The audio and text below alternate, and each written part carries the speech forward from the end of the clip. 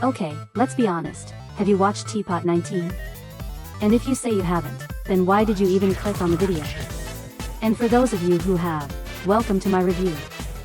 You probably know that this episode is very memorable. There's no arguing with the fact that it's good. But what exactly is it good at? And what awaits us in the upcoming episodes of TPOT? Well, in this video we'll answer these questions, also figure out what TPOT 19 is, reflect on it some more, and answer the main question of this review. What episode do we have in the end? Without further ado, let's get started.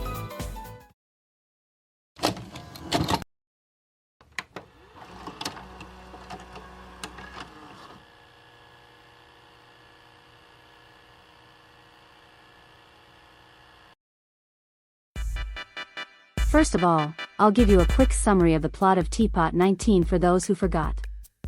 So the episode starts like this.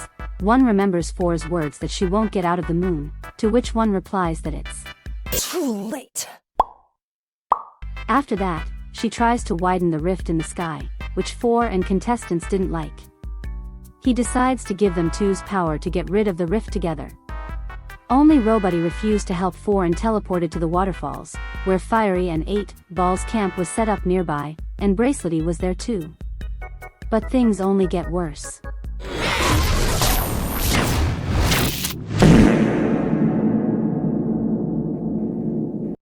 Because of which Four locks all of the contestants in the hotel. While Post-Splitters and X also see that something weird is happening outside. X wanted to leave them, but Flower and Lollipop made him stay with them.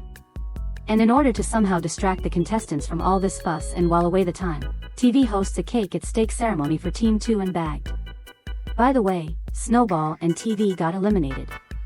It's sad to see another good contestant leave this show. And this sad news didn't pass by Grassy either. And TV's elimination was so drawn out that it created a feeling of tension and excitement for who would actually leave the show. I was really worried about Lai and that she could have been eliminated.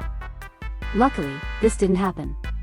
While Cake at Stake was going on, Four found out that all those scribbles on the board were researches about one. And he remembers everything. And 2 is still lying in bed, depressed as always, and remembers Gady, and that she was just gone at one point. After the elimination, TV becomes an official host and hosts a new challenge, the Battle Royale. And this is so damn genius. Making a Battle Royale in post-apocalyptic conditions as a challenge. Bravo. Nah, seriously, someone give the writers an Oscar. Anyway, the challenge begins. Black Hole flies off to fix the rift in the sky, Tree turns purple, Pencil kills Fanny and TV, which only benefits one, Lai messing with Death Pactors, and so on. Meanwhile, Winner and Price Tag remember their alliance and will later team up with the failed TPOT debuters. And to be honest, I was happy about this moment. I was really pleased to see them reunited with TPOT's rejects and interact with each other, even if it wasn't for long. One is clearly not satisfied that Four found out about her escape from the moon, after which they show us the adventure of 6 group on exit, and by the way, one of them will be gone without a trace, but more on that later.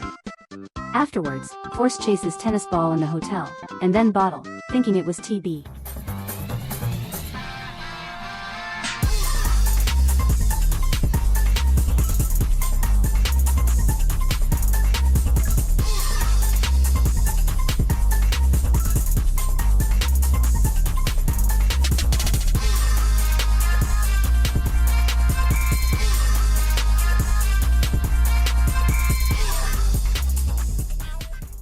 Force also killed Donut and Tree on his way.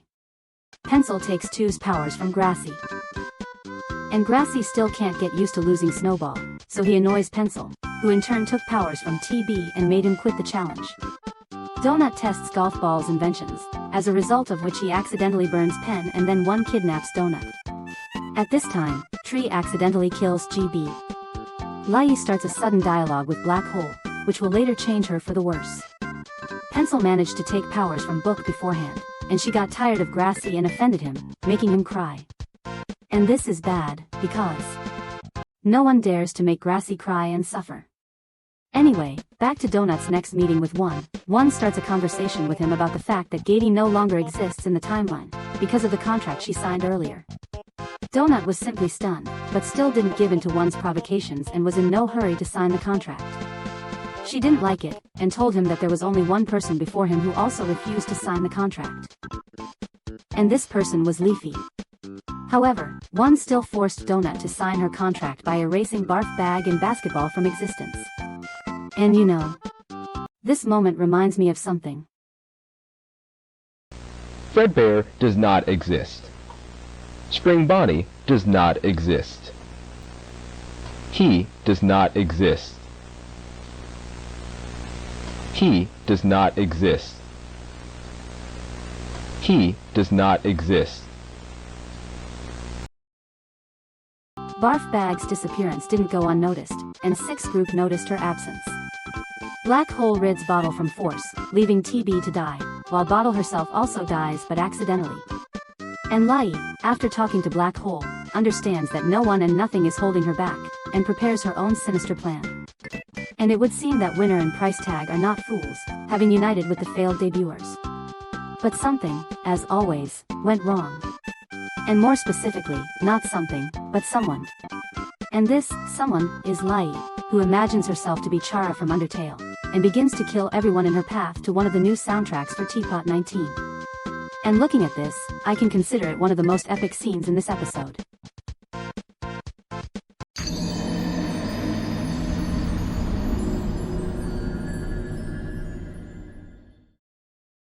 Before Taggy was killed, they managed, without even knowing it, to recover Winner. Meanwhile, one takes Black Hole to her dimension so that he does not interfere with her. Lai begins to fight against Pencil, and 4 intervenes in this matter to stop them. 1 helps Pencil get rid of Lai, and later 4, despite his warnings about 1, in yet another epic scene where Pencil takes 4's powers and easily defeats him. 1 leaves and takes the powerless 4 with her, leaving Pencil alone. But not for long. And seeing how 1 skillfully and cleverly manipulated Pencil's consciousness, taking advantage of the fact that they have a similar fate, and that 1 can change Pencil's past, I thought that 1 is just a great villain. Seriously, she will do literally anything and more to achieve her goals. I even think that 1 will be a better villain than Steve Cobbs from Inanimate Insanity. Anyway, out of desperation, Pencil agrees to the deal and gives 2's powers and 4's powers. After which 1 teleports Pencil to the past. Or kills her, I don't know. And when 1 finally got everything she wanted for so long, she went into space to wreak havoc on the universe, and then kicked the Earth far, far beyond the habitable zone, and then flew away, plunging the planet into darkness. And the next scene here is the darkest and the most depressing yet. After all, there was no one left in the hotel except for the powerless 2 and Grassy, who had been in the ventilation all this time, missing Snowball, and crying, being on his last breath. This moment is imbued with creepiness and hopelessness. And you know what? If there wasn't the voting screen after this scene, then technically, this could have been the end of Teapot.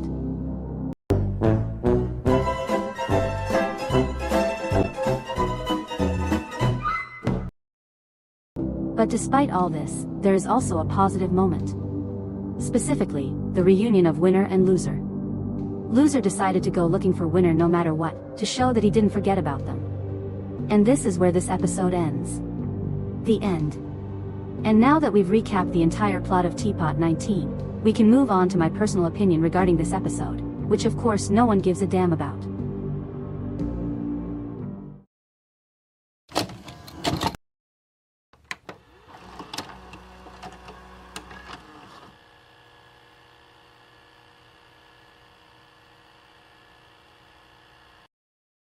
As I said before, TPOT 19 is a very memorable episode. This episode is rich in events and their variety, which doesn't let you get bored. Also, TPOT 19 also has a rather dark and even to some extent, even creepy atmosphere of hopelessness. Some characters have been developed, for example, such as Lai and Grassy. Also, it's impossible not to mention TPOT 19's soundtracks. The first is a cool remix of the soundtrack from TPOT 13, Defeat Robot Flower. And the second is quite tense and plays in the fight of Pencil and 4. And, the most important thing for me personally is the implementation of the challenge. The problem with a similar challenge by concept in BFDI 12, again, for me personally, was that it didn't feel like a high-stakes challenge and there was no particular will to root for anyone, although it was almost the final 10 at that time.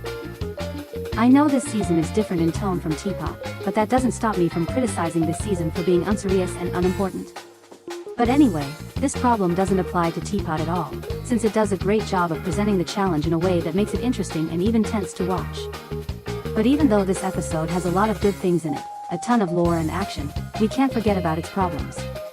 The first problem with Teapot 19 is the unbalanced screen time. Some characters like One and Pencil can easily be given a whole 5 minutes of screen time.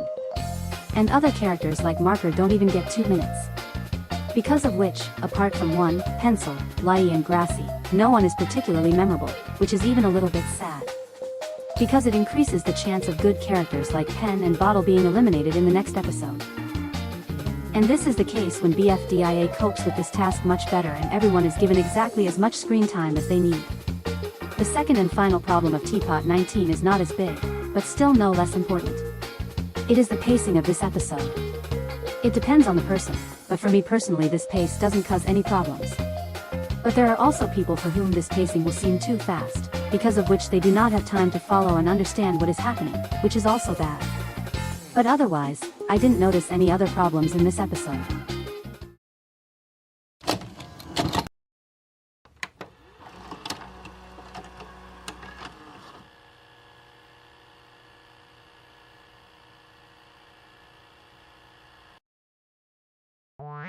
Alright, it's time to talk about what's going to happen in the upcoming Teapot episodes. The first thing I'd like to start with is the predictions for who would be eliminated in Teapot 20. The elimination order for Team Death Pact yet again would be like that. The first safe would be Black Hole, due to his popularity. Fanny would be the second one, again, due to her popularity. And then we have the bottom two, Marker and Tree. And this one could be pretty close, considering both of these characters haven't really done anything in the last few episodes. But since Tree turned purple in Teapot 19, that would give him a small boost in votes and would beat Markers by a small margin, being the last one safe. As for Team Bagged, Pen would be the first one safe, then Lai would be the next one because I think Teapot 19 would boost her votes. And now the bottom two, Bottle and Tennis Ball. And let's be honest, if we judge objectively, then in theory Bottle should be the last one safe.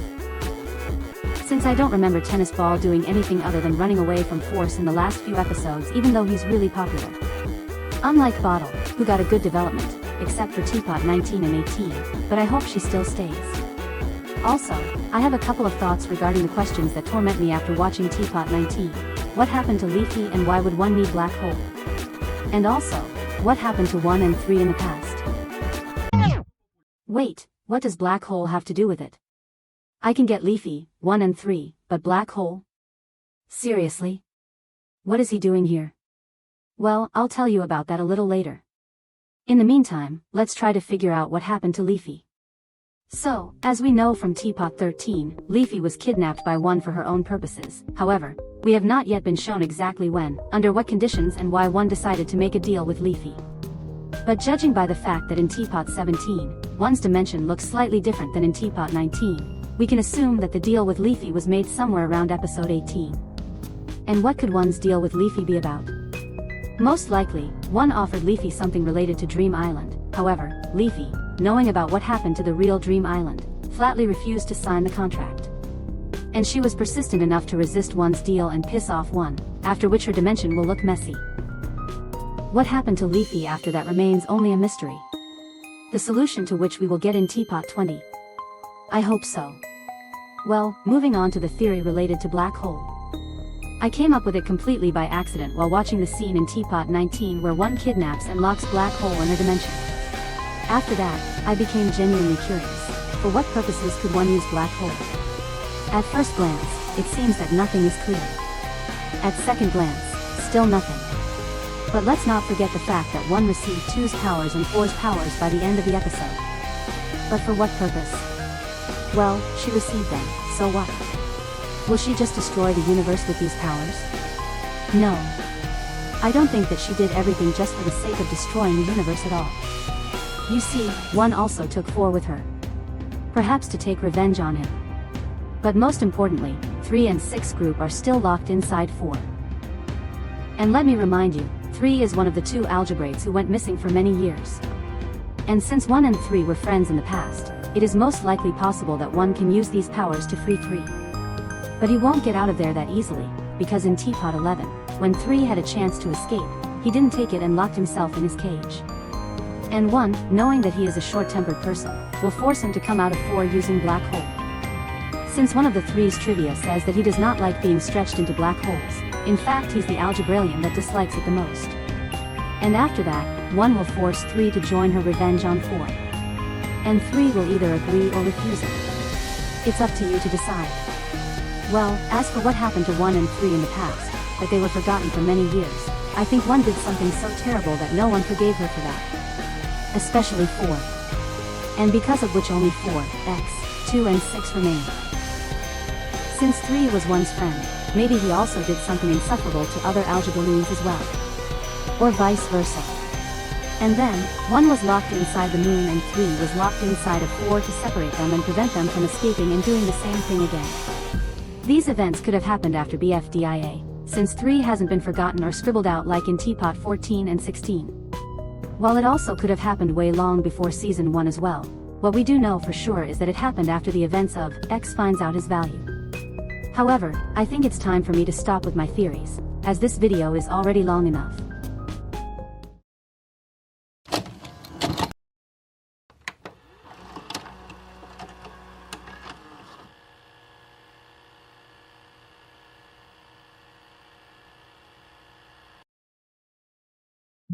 Well, let's draw conclusions regarding the episode itself. What can I say about Teapot 19? Well, this episode is really good and memorable.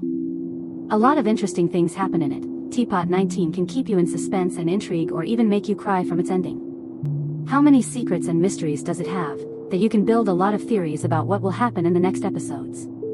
And fan animations? There is even more of that than theories. And there is a lot of good content there. Like, for example, a fan animation based on Teapot 19, Take a Slice, or rather a sad animatic about Grassy and Snowball, Guiding Light, based on the same episode. I haven't seen such a quantity and quality of this content since Teapot 9, in my opinion, of course. Well, it's time to answer the main question of this video. What episode do we have in the end? So, I watched Teapot 19, and this is what I realized. I realized that this episode is one of the best in Teapot. Animation, action, drama, tension, intrigue, the challenge and character development are all done incredibly well. Teapot 19 will definitely not leave the viewer indifferent, unlike Teapot 18. This episode will definitely be remembered in the minds of many for its serious and dark atmosphere. Unlike many episodes, here you can really empathize with the characters and their fates. After all, you don't know what will happen to them next. Will they be recovered or will they be dead and erased forever? There is also plenty of lore here. And the character development cannot but please. Grassy's development, for example.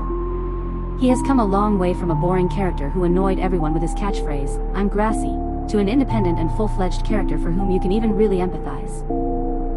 And speaking of what I should end the video on, it's that in the end we have simply a wonderful, interesting, tense and even, probably, the darkest episode in the entirety of Teapot in general. Just Author 41 was with you. Like and subscribe to my channel if you want me to make more videos. And that's all. Until next time.